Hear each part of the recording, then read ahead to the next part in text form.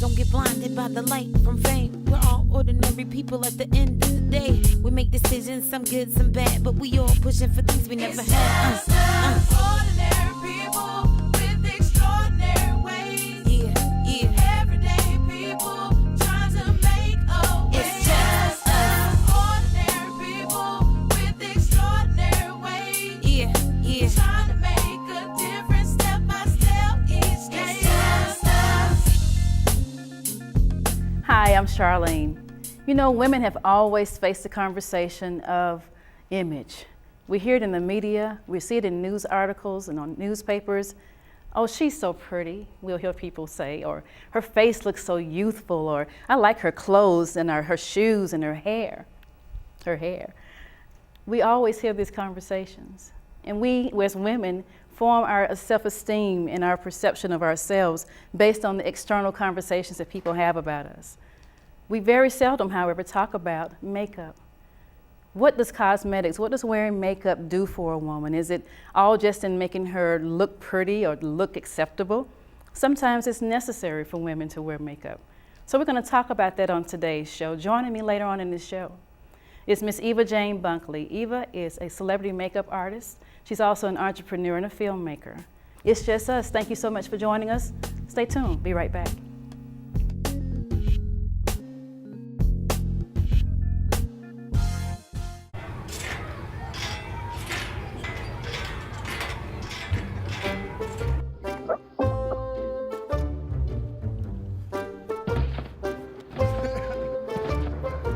Ballerina.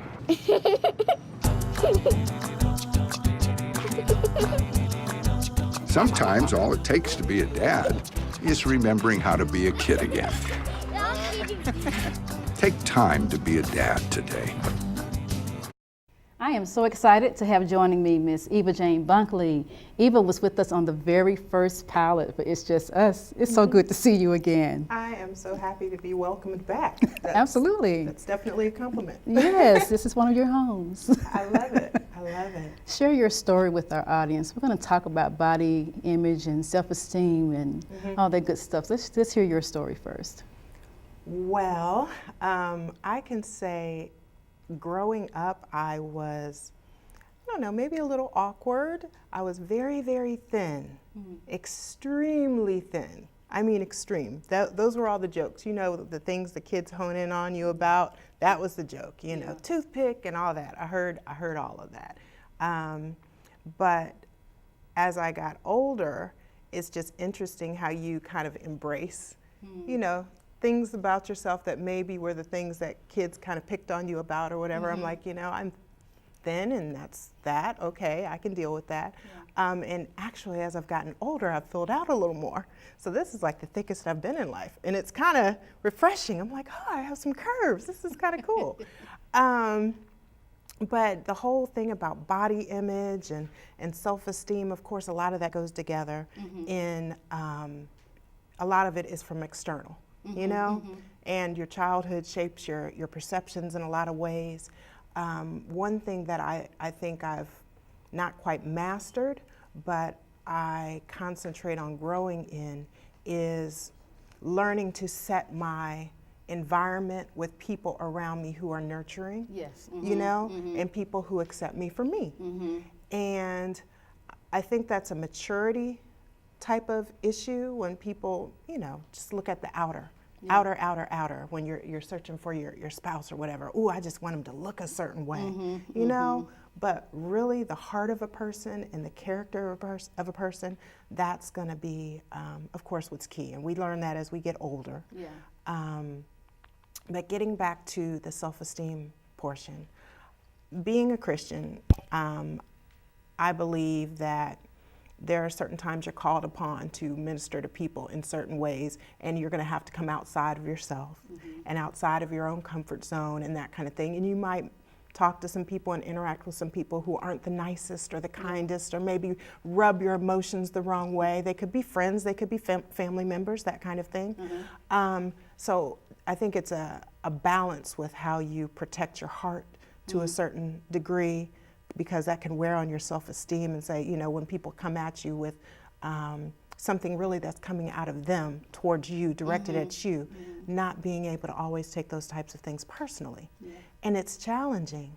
It's one of those fine lines, I believe, that you walk. And you know, it's interesting for what you do in the world, being in cosmetics and makeup and all that good stuff. What were your thoughts in wanting to pursue that as something that you do? I know that's not who you are, but it's something that you do. What was your driving force to want to focus on that? It is very much about something I do. There are a lot of makeup artists who I don't take anything away from, but they just love makeup. That's what they love. They love, oh, I just love get something new in makeup, and I'm just, I'm playing it and I'm putting it on myself, and I've never been that person. To a certain degree, I used to kind of experiment and that kind of thing when I was younger, but I've gotten to be that makeup artist where if you see me with makeup, it's just like, oh, Eva, where are you going? What you have to do? I know it's just not for every day. Right. So me getting into makeup was more so about being around people and making them feel better about themselves in a small way outside, but that wasn't really where the heart of what it is. Okay. You get to know people and you get to counsel people in that session where you're with them for that hour and you're painting their face, but yet, you know, conversation happens. So it's a wonderful, wonderful opportunity for you to kind of, you know, make friends, build relationships, that kind of thing, and help people. Yeah. When we come back, we're going to take a break here. When we come back, I want to talk about, I was doing some research, and there was so much around clothing and hair and all this other stuff, but not a lot of research around makeup and self-esteem. So we're going to really talk about that a little bit more when we come back. Be back in just a moment.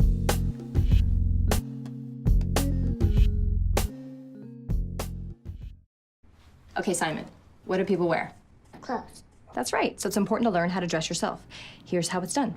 Shirt, underwear, pants, socks, shoes. Underwear, always first, name tag on the back. Then pants and shirt. Go ahead and put this on. Now with the shirt, you want to make sure the first button's right or you have to start all over again, okay? Socks left on left, right on right. Tying the shoes, we're going to take the laces, we're going to cross them over, we're going to turn around where the bunny goes down in the hole, pull it tight, and bunny ears. Got it?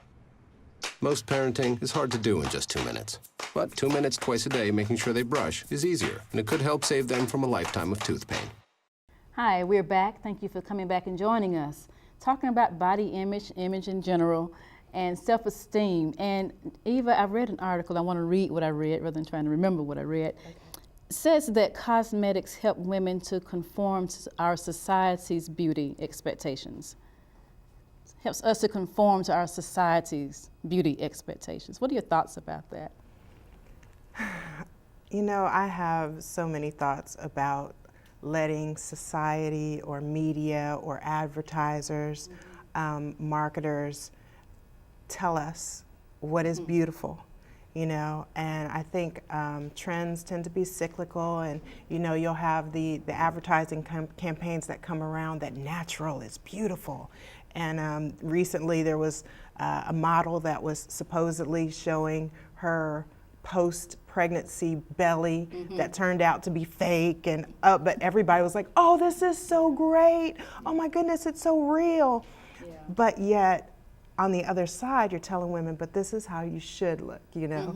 And, you know, it's, I think when you buy into it is when you have the issues. And it's dangerous when young girls, you know, gain, you know, what their body image should be and that kind of thing, as far as just looking at magazines, and they don't understand the game behind it, and all the money behind it to sell product, because that's basically what it is. At the end of the day, to sell product, and to keep the economy going. And you need this in order to get along in the world, for people to accept you. You need to look a certain way, and we can help you here. Just, you know. So I think when young girls and when people in general realize early on that there's a whole machine behind that, then they can kind of look in the mirror and say, okay, you know, this is what I'm starting with, this is what I'm going out into the world with, and it's about enhancing it, but it's not about giving me value or making me feel better about who I am. And you mentioned before the break that you have that moment in the chair, where the client is in the chair, but you have that moment with them when you're able to counsel or consult or just chat with them. So what are some of the things that people say? I know when I first sat with you, what I said was not too much, because I want to look natural. Yeah. What are some of the other conversations that they kind of seem to go into, make me look like something? Yeah. Well, you know, of course that varies, and lots of times what comes out is, you know, you get to see a little more of the insecurities and things, and I think a lot of times women, we tend to point out our flaws, or what we see as our flaws. You know, oh well, this, and that. And it's like, in the whole grand scheme of what is going on in the world, is that important? I really, really try to give people perspective and set their emotions at ease, especially when they're in the chair. You know, I might only have one time with them, and if that's all it is, I want them to come away with a sense of peace. For instance, when you're working on a bride, on her wedding day, when everything around is crazy or whatever, and they've envisioned this day for all of their lives. It's almost like to give somebody, be able to really give somebody perspective in that moment to say, look, you're marrying the man you love. Everything else is just window dressing. You know, all the people that are here, whatever, it's about you two. And that's really all that it's about. Supposed to be all that it's about. Yeah, yeah. So, I mean, you offer those little grains and morsels of what you might feel is practicality. Just look at it this way. It's not that bad. It's not that this. It's not that that. Well, you know, you're right. So when you can give somebody that, I feel my job is done, and they like what I've, you know, made them look like. They like that part too. But that's kind of, it's hand in hand for me. Yeah, I agree. Ooh, you know, I was, this topic is still really bubbling in me, for lack of a better word. And it started when I was out in a restaurant, and a young lady came in, and she wore something that I think she should only wear in the house. And I thought about it. It's like, how does she see herself? Or how does she want us to see her coming out of the house dressed the way that she chose to dress? And it's not just a woman conversation, even though we know that, you know, when it comes to looks and clothing and all these image conversations, it's really focused on the woman because we wear ours all over us. But it's a man conversation too. So then I started watching the men, and it's like, so you're dressing this way.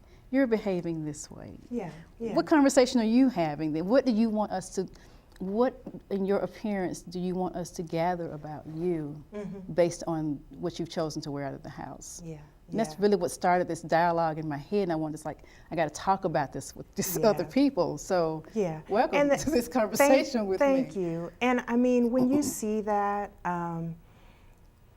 you know, it's generally, it usually isn't going to work well if you wanted to approach the person about it, because of course, you know, they have people around them who, you know, might say, "Oh, girl, you look good," you know. So it's about loving people, accepting people as they are, you know.